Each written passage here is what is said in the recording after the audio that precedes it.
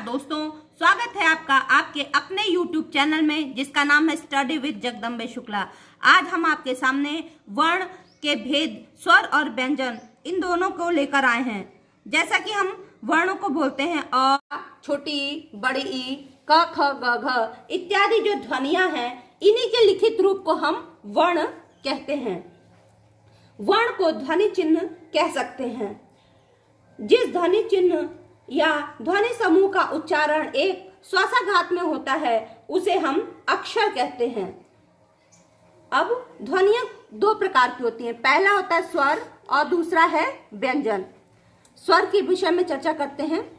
अ, आ, ई, उ, ए, ओ, अंग, अह, ये सारे हमारे स्वर हैं। स्वर वो कहलाते हैं जिसके उच्चारण में वायु फेफड़ों से उठकर अबाध रूप से बाहर निकल जाती है। जीभ या होठ कहीं स्पर्श नहीं करते, जबकि व्यंजन वे हैं जिनके उच्चारण में जो वायु है वो किसी न किसी स्थान पर टकराती है। जैसे क में गले पर टकराती है।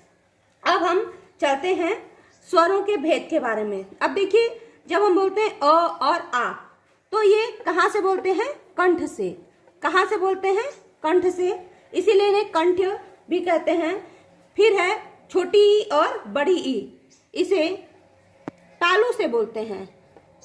तालू से। छोटा ऊ और बड़ा ऊ ये होठों से बोलते हैं, इसलिए ओष्ठ कहलाता है। फिर री शब्द मूर्धा से बोलते हैं, जो तालु के मध्य भाग है। फिर है ए और ए, इसको कहते हैं कंठ तालव्य। क्या कहते हैं? कंठ तालव्य। फिर ओ और ओ है, जो होता है कंठोष्ठ। कंठ और ओष्ठ से बोला जाता है।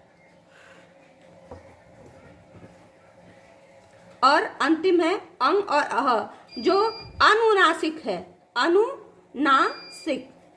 अब इनका जो हमने अभी तक इन सब का जो अभी तक हमने विभाजन किया वह उच्चारण स्थान की दृष्टि से था। उसके बाद दूसरा जो वर्गीकरण है वह जीभ के उठने के आधार पर है। देखिए, जैसे इसके आधार पर तीन प्रकार के स्वर कहे जाते हैं: अग्र स्वर, पश्च स्वर और मध्य स्वर। अग्र स्वर क्या होते हैं? जैसे छोटी ई, बड़ी ई, ए और ए। जीभ का अगला भाग जहां पर थोड़ा सा उठता है वह अग्र स्वर कहलाता है, जबकि पश्च स्वर कहलाता है जीभ का पिछला भाग जहां पर थोड़ा सा उठता है। इसमें छोटा ऊ, बड़ा ऊ, ओ और औ शब्द आता है। मध्य स्वर कहते हैं अ और आ को। इसमें जीभ का मध्य भाग थोड़ा सा उठता है। इसके बाद हम व्यंजन की ओर चलते हैं। देखिए, व्यंजन स्पर्श में जो पहले 25 वर्ण हैं, क, ख, ग, घ, अंग से लेकर प, फ, ब, भ, म, ये सारे जो व्यंजन हैं वह स्पर्श व्यंजन कहलाते हैं।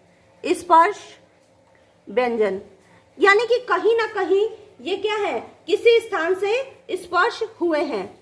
अब उच्चारण स्थान की दृष्टि से हम इनका वर्गीकरण करते हैं। जैसे आगे शब्द है, पहला है क, ख, ग, घ, अंग, ये कंठ से बोले जाते हैं। कहाँ से बोले जाते हैं? कंठ से बोले जाते हैं। फिर दूसरा जो है वह है च, छ, ज, झ, इया, यह तालु से बोले जाते हैं। फिर तीसरा जो है वह है ट, ठ, ड, ढ, अड़ा, ये मूर्धा से बोला जाता है। मूर्धा जो तालु और गले के और जीभ के बीच में होती है।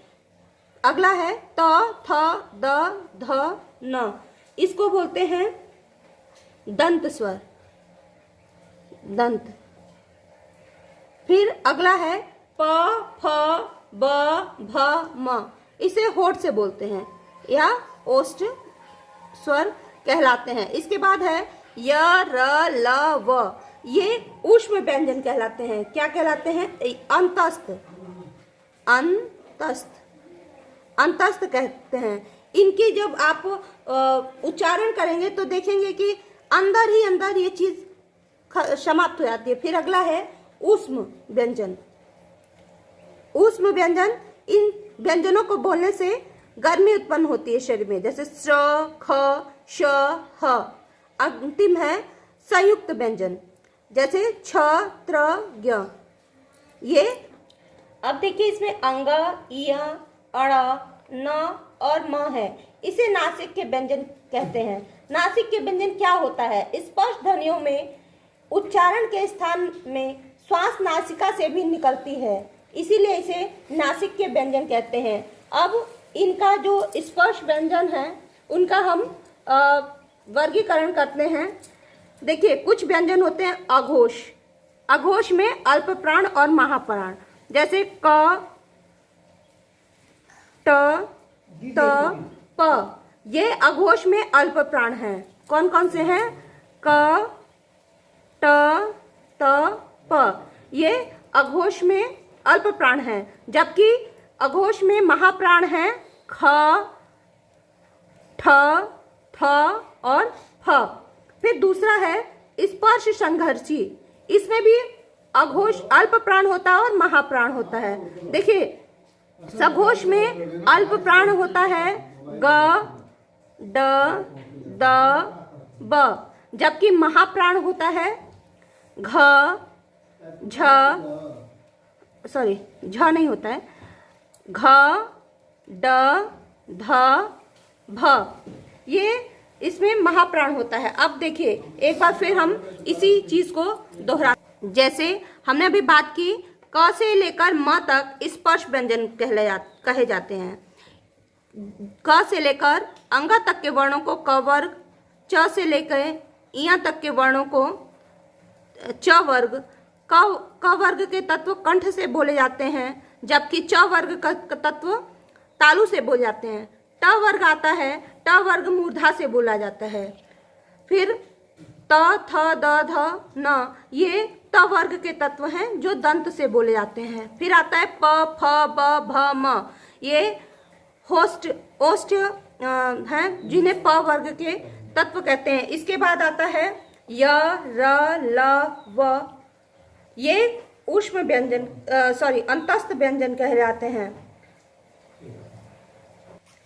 इसके बाद आता है श, ख, श, ह को ऊष्म व्यंजन कहते हैं, क्योंकि इनके उच्चारण में जो वायु है वह घर्षण के साथ निकलती है, जिससे गर्मी उत्पन्न होती है। ये जो ध्वनियां हैं ये संघर्षी ध्वनियां कहलाती हैं। जो अंतिम है वह संयुक्ताक्षर हैं, जैसे छ, त्र और ज्ञ। धन्यवाद। यदि आपको मेरा वीडियो अच्छा लगा हो तो प्लीज़ लाइक, शेयर और सब्सक्राइब करना ना भूलें।